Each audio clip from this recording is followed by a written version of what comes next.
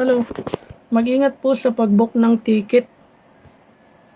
Kasi ito, nag-book ako ng ticket sa sa Traveloka. Dalawa yung entry ko. Supposed to be December 4 lang. Yung nagkamali ako, nagka-double entry ako or double booking. December 6 Cebu to Manila. Dalawa yung Cebu to Manila ko. Yung interview ko December 5. Supposed to be yung December 6 Manila to Cebu. Nagkamali ako sa sa booking. Kaya nagpaano ako sa Traveloka na mag walang refund, wala naman silang refund. Tapos rescheduling nagpapa-reschedule sila, kaso problema daw threefold na yung babayaran mo. Yung previous na 1,300 wala na yun.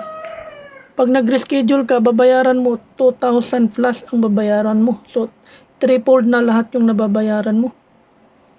So, I suggest kung magpa-book kayo, doon na mismo sa pinaka main airline.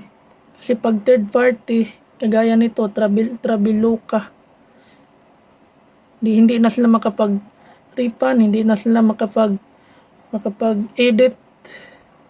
Tapos pag nag-reschedule ka, triple ang babayaran mo.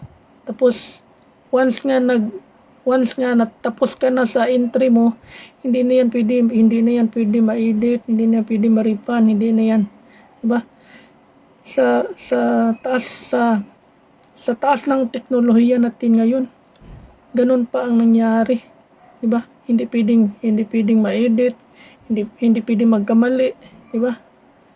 Tao lang tayo, so pwede tayong magkamali. So kaya nga may technology tayo. Just in case magkamalit, pwede tayong mag-edit. Ang layo, November.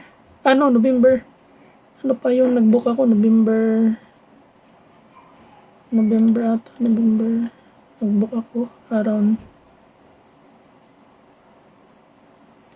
Nag-book ako mga November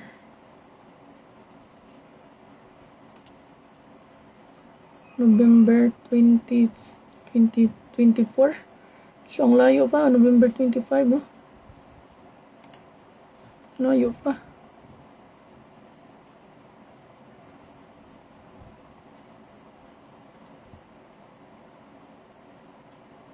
So, nagpabook ako around mga malayo pa yung ticket, malayo pa yung flight, December 6. So, tanong ko bakit ganun? Di ba? Hindi pwedeng ma-edit, hindi pwedeng ma-refund, hindi pwedeng kung mag-reschedule, triple na yung babayaran mo.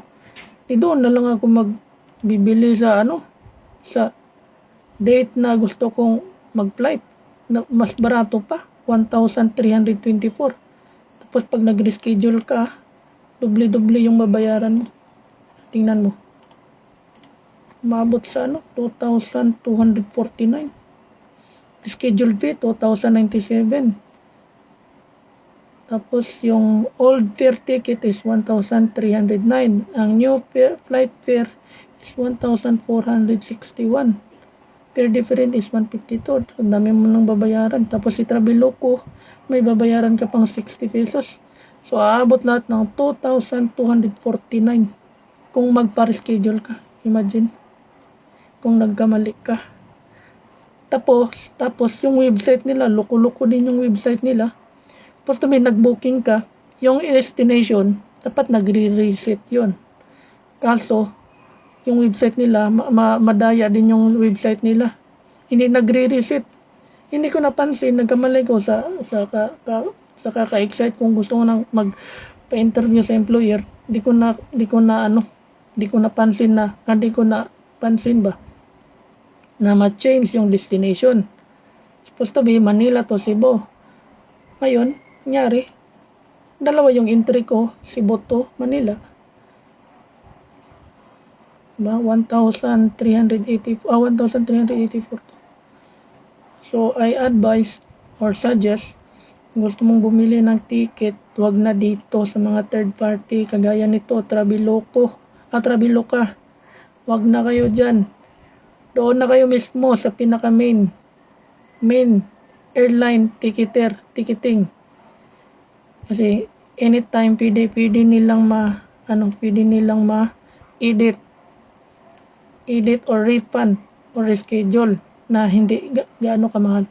Pero pag dito sa mga third party, doble, triple na yung babayaran mo.